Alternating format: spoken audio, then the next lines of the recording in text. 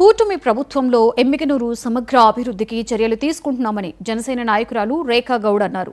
గత ప్రభుత్వం తమ నియోజకవర్గాన్ని పూర్తిగా విస్మరించిందని ఆమె ఆరోపించారు.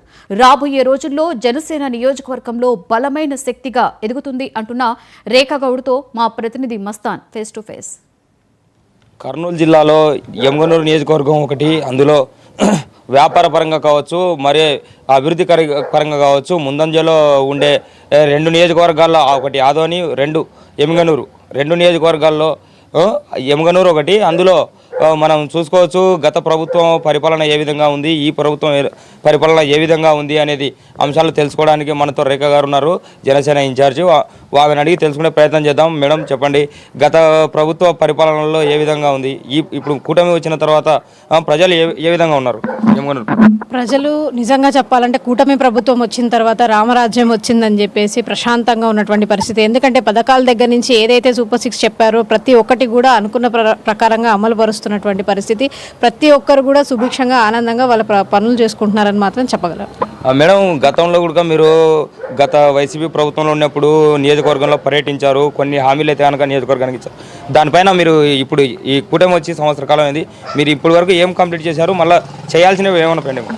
గత ప్రభుత్వంలో సీసీ రోడ్స్ దగ్గర నుంచి డ్రైనేజ్ దగ్గర నుంచి ఏదైతే ప్రధాన రహదారుల్లో కూడా గుంతలమయమయ్యి మన కూటమి ప్రభుత్వంలో మా పవన్ కళ్యాణ్ గారు కూడా గుడ్ మార్నింగ్ సీఎం అని చెప్పేసి ఆనాడు బోర్న ఏడ్చినటువంటి పరిస్థితి. ప్రజలు కూడా ఈరోజు వెళ్ళి చూస్తే ప్రతి ఈవెన్ 1 ఇయర్ లోపే ప్రతి దగ్గర కూడా ప్రధాన కూడల్లో కూడా సీసీ రోడ్లు అయితేనేముంది, డ్రైనేజ్ అయితేనేముంది, పథకాలు అయితేనేముంది, ప్రతి ఒక్కటి కూడా ఇన్ టైంలో వాళ్ళు చెప్పిన టైంలోనే వాళ్ళకి అందుతున్నాయి.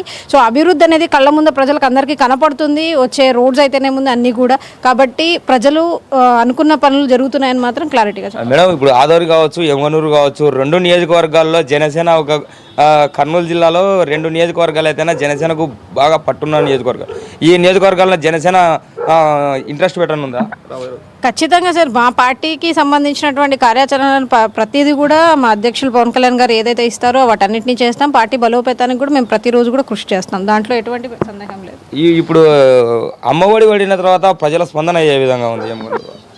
ఏ విధంగా వస్తున్నారు మీ దగ్గర, మీ కాడ ఏ విధంగా చెప్పుకుంటారు? మీరు చూస్తున్నారు కదా, ప్రతి ఒక్కరు ఒకటి అన్నారని చెప్పేసి ఇన్ని రోజులు పబ్బం గడిపారు. కానీ ప్రతి ఒక్కరికి కొన్ని దగ్గరలో అయితే 12 మంది 10 మంది ఉన్న దగ్గర కూడా వాళ్ళకి అమ్మఒడి పడి ప్రతి ఒక్కరు కూడా పిల్లలు చదువుకోవడానికి ఉపయోగపడే ఈ డబ్బుని ప్రతి ఒక్కరు తల్లులు చాలా ఆనందంగా ఉన్నారు. ఎందుకంటే మా పిల్లలకి కపటగా ఇది కాకుండా ప్రతి ఒక్కరికి కూడా ఇవ్వడం అనేది చాలా ఆనందంగా ఉంది. ప్రతి ఒక్క కుటుంబం ఒక అమ్మాయి కానీ ఒక అబ్బాయి కానీ చదువుకుందంటే ఆ కుటుంబం అంతా కూడా మంచి పరిస్థితి వస్తుంది. కాబట్టి అమ్మ ఏదైతే పడుతుందో తల్లికి వందనం ఏదైతే ఉందో మంచి కార్యక్రమంగా ప్రతి ఒక్క ప్రజలు హర్షిస్తున్నారు.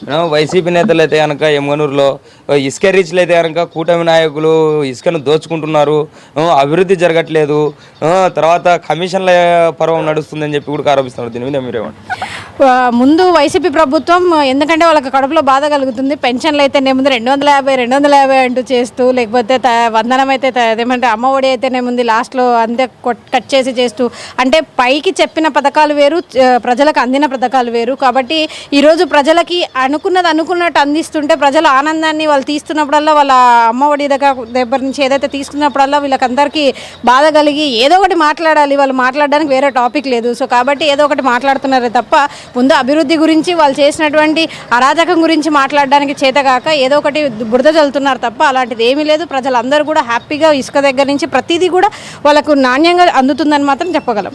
మేడం, ఇప్పుడు మొన్న ప్రెస్ మీట్లో అయితే కనుక లక్ష్మీ పార్వతి గారు అయితే కనుక పవన్ కళ్యాణ్ మీద కొన్ని వ్యాఖ్యలు అయితే చేశారు. ఇతను వేస్ట్ ఫెలో, సినిమాలు చేసుకోకుండా చంద్రబాబు లోకేష్కి ఊడియన్ చేస్తున్నాడని చెప్పింది. దీని మీద మీరేమంటారు?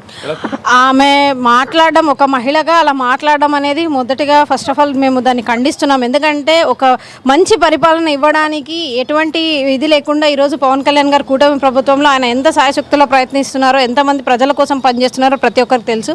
ఒక మహిళగా ఆమె మర్యాద కాపాడుకోవడానికి ఆమె హద్దుల్లో ఉంటే బాగుంటుంది. ఆమె గురించి నేను ఇంకో 2-3 కామెంట్స్ చేయడం కరెక్ట్ కాదు. కాబట్టి ఆమె హద్దుల్లో ఉండి ఆమె పార్టీలో ఏదైతే అనైతికంగా ఏ పార్టీలో అయితే ఆమె ఉంటుందో దాని గురించి అక్కడ జరుగుతున్నటువంటి అరాచకాల గురించి మాట్లాడితే బాగుంటుంది. వాటిని తీస్తే ఇంకా ఆమె కూడా మైక్ ముందుకు కాదు కదా, కనీసం ప్రజల్లో కూడా లారైనటువంటి పరిస్థితి ఏర్పడుతుంది.